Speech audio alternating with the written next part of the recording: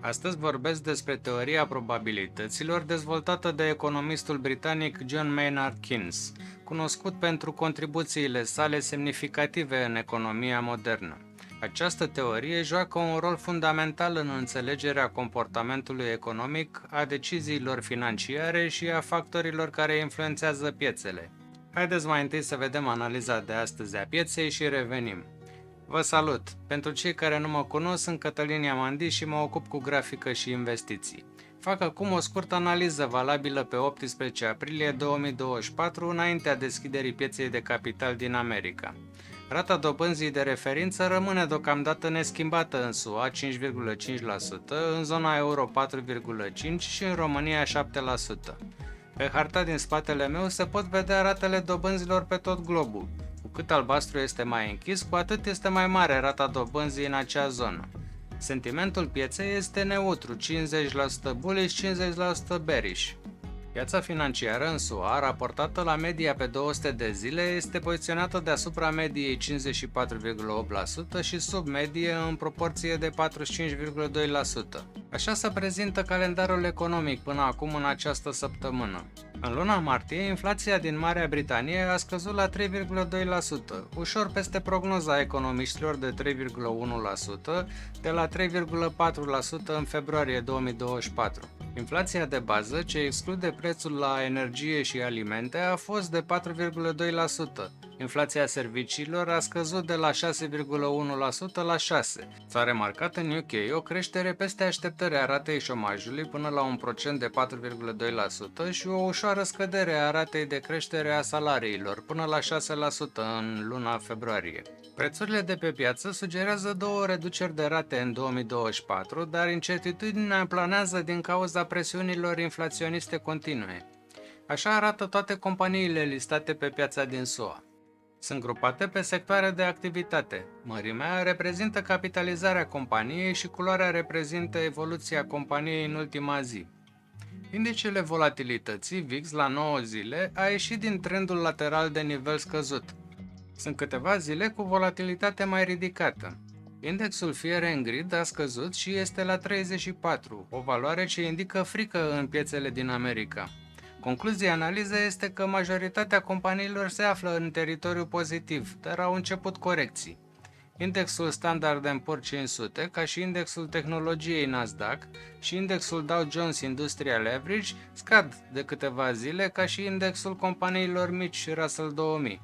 Fed scade puțin masa monetară aproape în fiecare săptămână și menține rata dobânzii de referință la același nivel destul de ridicat, adică regimul rămâne quantitative tightening. Includ în analiză și graficul BET pentru a observa piața acțiunilor din România, care după ce a atins maxime istorice a scăzut cam 3,5%. Haideți să revenim la subiectul de astăzi. Sunt curios să aud părerile voastre. Vă rog să-mi lăsați un comentariu. Ce credeți despre teoria probabilităților? Vi se pare relevantă pentru economia actuală? John Maynard Keynes a fost un economist de renume al secolului 20, cunoscut pentru contribuțiile sale semnificative la domeniul macroeconomiei. Teoriile sale au influențat semnificativ politicile economice și practicile financiare din întreaga lume. Una dintre lucrările sale notabile este un tratat despre probabilitate, publicată în 1921. În această lucrare, Keynes explorează o logică mult mai generală a incertitudinii decât teoriile clasice mai familiare și mai directe ale probabilității. Lucrarea lui Keynes tratează interpretarea logică a probabilității clasice sau logica probabilistică, o viziune asupra probabilităților care a fost continuată de lucrări ulterioare precum Logical Foundation of Probability de Rudolf Carnap în 1950 și Probability Theory The Logic of Science de Edwin Thomson James, publicat în 2003. Keynes a fost de asemenea un profesor universitar în teoria probabilităților și a început să predea economie la King's College în 1909. Interesul său pentru probabilitate a fost legat de preocupările sale economice, în special în ceea ce privește incertitudinea și deciziile economice în condiții de incertitudine. Teoria probabilităților a lui Keynes se bazează pe ideea că incertitudinea joacă un rol central în luarea deciziilor economice. Spre deosebire de modelele economice tradiționale care presupun o certitudine perfectă, Keynes a susținut că indivizii și firmele se confruntă cu o cantitate semnificativă de incertitudine atunci când iau decizii economice. Această incertitudine poate proveni din factori precum evoluția pieței, schimbările politice, condițiile meteorologice și altele. Teoria probabilităților are o gamă largă de aplicații în economie. Investitorii utilizează teoria probabilităților pentru a evalua riscul și rentabilitatea potențială a investițiilor lor. Ei iau în considerare probabilitatea diferitelor scenarii economice și calculează rentabilitatea medie ponderată în funcție de probabilitate. Consumatorii utilizează teoria probabilităților pentru a lua decizii cu privire la cheltuielile și economiile lor. Ei iau în considerare probabilitatea diferitelor evenimente, cum ar fi pierderea locului de muncă, boală sau creșterea veniturilor și își ajustează planurile de cheltuieli în consecință. Guvernele utilizează teoria probabilităților pentru a elabora politici economice eficiente. Se ia în considerare probabilitatea diferitelor rezultate economice și se implementează politici menite să minimizeze riscurile și să maximizeze beneficiile. Să luăm câteva exemple concrete. Un antreprenor care decide să lanseze o nouă afacere ia în considerare probabilitatea succesului sau eșecului afacerii sale. El analizează factori precum cererea pieței, concurența, costurile de producție și altele pentru a estima probabilitatea fiecărui scenariu. Un investitor care dorește să plaseze bani pe piața bursieră evaluează riscul și rentabilitatea potențială a diferitelor acțiuni sau fonduri mutuale. El ia în considerare probabilitatea diferitelor mișcări ale pieței și își diversifică portofoliul pentru a reduce riscul. Un guvern care elaborează o politică fiscală ia în considerare probabilitatea diferitelor scenarii economice, cum ar fi o creștere economică puternică sau o recesiune.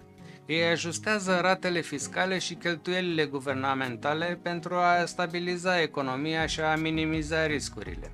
Teoria probabilităților a lui John Maynard Keynes oferă o perspectivă valoroasă asupra comportamentului economic și a factorilor care influențează piețele. Prin înțelegerea incertitudinii și a rolului probabilității în luarea deciziilor economice, indivizii, firmele și guvernele pot lua decizii mai informate și pot gestiona mai bine riscurile economice. Teoria probabilităților este o teorie complexă cu o istorie bogată. Există diferite interpretări și extensii ale teoriei, iar dezbaterile academice continuă să se desfășoare în jurul subiectului. Este important de reținut că teoria probabilităților nu oferă predicții definitive, ci mai degrabă o perspectivă probabilistică asupra rezultatelor economice posibile. Înțelegerea teoriei probabilităților este esențială pentru o analiză economică riguroasă.